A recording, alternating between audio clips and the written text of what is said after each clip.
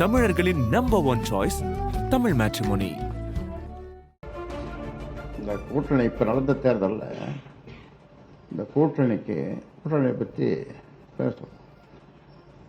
நான் அதிமுகவோட கூட்டணி சேரணும்னு சொல்லி இவருக்கு ஒரு கடிதம் எழுதி கடைசியில் டைப் பண்ணது. கடைசியில் என் கைப்படவே அந்த கடைசியில் 4 வரி, நீயே எடப்பாடி பழனிசாமி கிட்ட பேசு, நீயே எடப்பாடி பழனிகிட்ட பேசு அப்படின்னு சொல்லி கையாளி எழுதுனேன். அதே மாதிரி பேசினாப்பில்ல, எடப்பாடி கிட்ட பேசினார். எடப்பாடியும் நம்ம சி.வி. சண்முகம் கிட்ட சொல்லி, சரிப்பா நான் சொல்ற மாதிரி பண்ணிட்டுப்பா அப்படின்ட்டார்.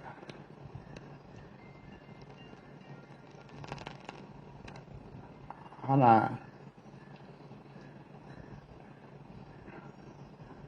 அன்னைக்கு அன்று ஒரு நாள் இது பிஜேபியோட தான் கூட்டணி போகணும் அப்படின்னு சொல்லி அதிமுகவோட கூட்டணி போகக்கூடாது. இப்போ அதிமுகவோட கூட்டணி போயிருந்தால் நாங்கள் ஒரு 3 இடம், நாங்கள் குறைஞ்சது 3 இடம் ஜெயிச்சிருப்போம். அவங்க ஒரு 6-7 இடம் ஜெயிச்சிருப்பாங்க அதிமுக. எங்களுக்கு சின்னம் கிடைச்சிருக்கும். அவங்க 6-7 இடத்துக்கு மேலே ஜெயிச்சிருப்பாங்க. ஏன்னா இது நேச்சுரல் அலையன்ஸ். அதிமுக பாட்டாளி மக்கள் கட்சின்றது ஒரு இயற்கையான கூட்டணி. அந்த காலத்தில் இருந்து நேச்சுரல் அலையன்ஸ்னு சொல்லுவாங்க. அந்த மாதிரி எல்லாம் பேசி முடிச்சுட்டு கடைசியில் இந்த கால அன்புமணி பிடிச்சினால இந்த தொடைய அந்த பக்கம்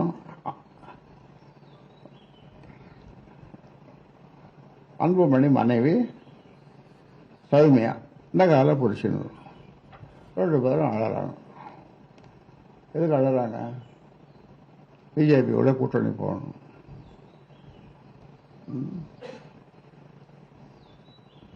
நான் என்னால் ரொம்ப நேரம் அழறாங்க. என்னால் ஒன்றும் சொல்ல முடியல. அப்புறம் அன்புமணி வாயிலிருந்து ஒரு உதிர்ந்த முத்துக்கள் சொல்லுவாங்கல்ல, அந்த உதிர்ந்த முத்துக்கள் உதிர்ந்தது. இதை நீங்க ஒத்துக்கலன்னா எழுப்பா, இதை ஒத்துக்கலன்னா நீங்க தான் எனக்கு கொள்ளி வைக்கணும்.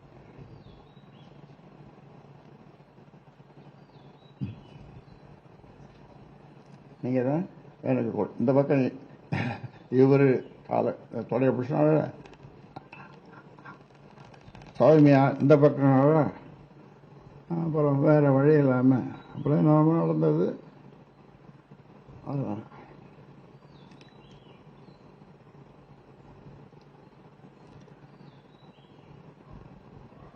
சரின்ட்டு இது எல்லா ஏற்பாடும் பண்ணிடுது சௌமியா.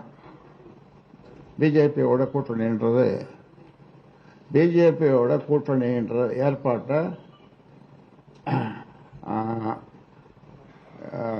அவர் பேர் என்னப்பா, அண்ணாமலையா? ஆமா, அண்ணாமலையோடலாம் பேசி எல்லாம் மறுநாள் காலையில் பார்த்தா அங்க வெளியில பாரத் மாதா கே ஜெய், பாரத் மாதா கே ஜெய்னு ஒரு கோஷம் அங்க கேட்குது. அண்ணாமலை வந்துட்டாரு காலையில. பெரிய சாப்பாடு எல்லாம் விருந்து காலையில் நடக்குது. எனக்கு தெரியாம நடக்குது. அது அப்புறம் நிறைய கதை இருக்குது. வேட்பாளர் தேர்வு அது இது எல்லாம் வரும். அதெல்லாம் இருக்குது. அதெல்லாம் உங்களுக்கு தேவையில்லை. இப்படி கூட்டணி கொள்ளி வைக்கிறது.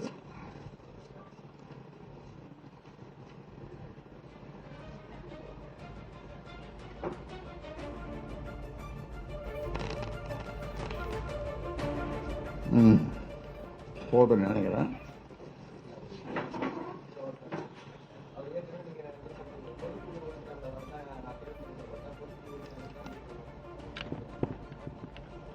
பொதுக்குழு உறுப்பினர்கள் பொதுக்குழு எப்போ வச்சுக்கலாம். அது ஒன்றும் இல்லை. ஏன்னா பொதுக்குழு 3 வருஷத்துக்கு ஒரு தரம் பொதுக்குழு கூடணும். 3 வருஷம் முடிஞ்சிடுது. பொதுக்குழு வச்சு அப்படியே செய்யலாம். அதாவது அரசியல் முதல்ல இந்த கட்சி ஆரம்பிக்கும் போது அரசியல் இது எங்க பாரு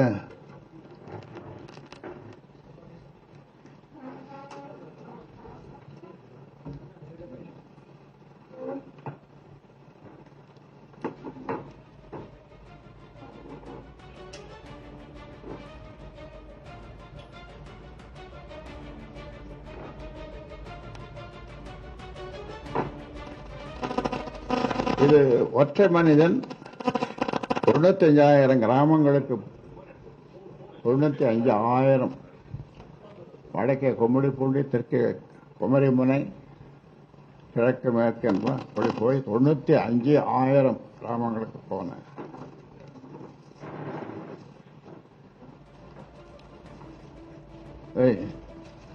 இதை படிக்க முடியாது. இந்த இது ரொம்ப சின்ன இருக்கு.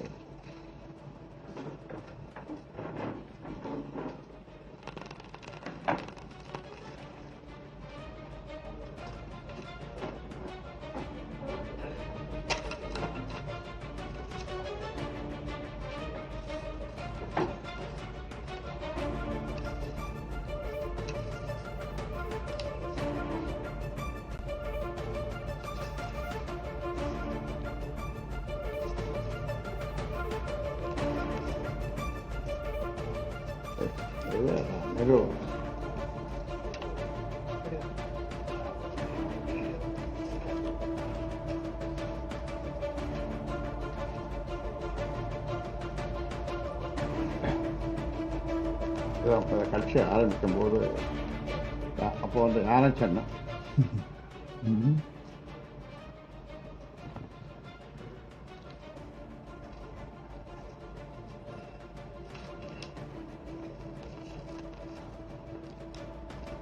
நிறுவனருக்குள்ள அந்த அதிகாரம் கட்சியின் மாநில பொதுக்குழு, செயற்குழு, அரசியல் தலைமைக்குழு ஆகியவற்றின் கூட்டங்களுக்கு நிறுவனர் அழைக்கப்பட்டு அவரது வழிகாட்டுதலின் அடிப்படையில் கூட்டங்கள் நடத்தப்பட வேண்டும். அவரது வழிகாட்டுதலின் அடிப்படையில் கூட்டங்கள் நடத்தப்பட வேண்டும்.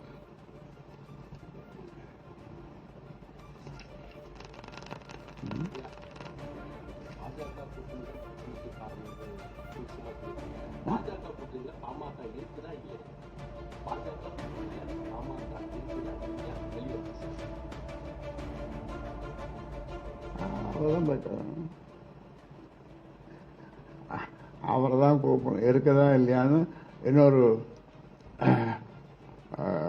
கூட்டம் கூட்டு செயற்குழு, பொதுக்குழு, நிர்வாகம் எல்லாம் கூட்டம் கூட்டி முடிவு பண்ணணும். இப்போ அது சில சங்கடங்கள் இருக்குதா இல்லையா இருக்குதா அப்படின்னு சொல்றதுக்கு சில சங்கடங்கள் இருக்குது. உங்களுக்கு தெரியும், புரியுது நினைக்கிறேன். மாநிலங்களவை தேர்தலில் பாமக யாருக்கு ஆதரவு?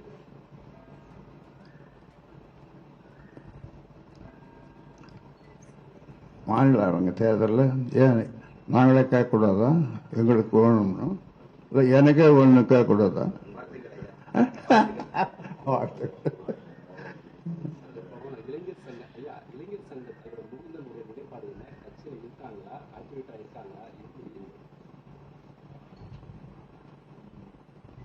இருக்காரு,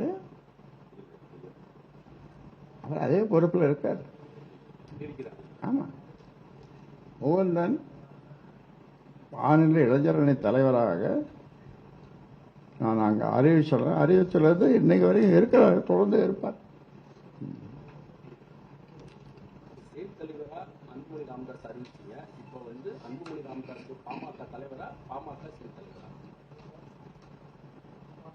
என்ன கேள்வி இவ்வளோ நேரம் இது பார்த்துட்டு கடைசியில் சீதைக்கு சித்தம்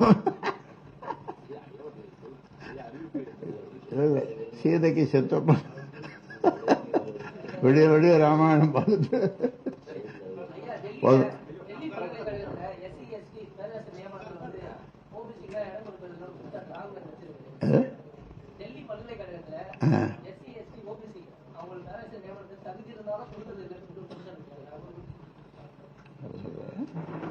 டெல்லி பல்கலைக்கழகத்துல எஸ்சி எஸ்டி மற்றும் ஓபிசி பணியிடங்களுக்கு பேராசிரியர்கள் நியமனம் கூடாது அப்படின்னு சொல்லியிருக்காங்க.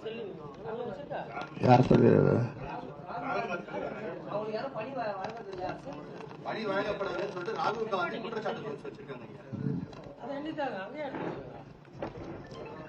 பாட்டாளி மக்கள் கட்சியை பொறுத்த வரைக்கும் ஒடுக்கப்பட்ட மக்கள், பட்டியலின மக்கள், பிறப்பற்படுத்தப்பட்ட மக்கள், அதாவது ஓபிசி, அதாவது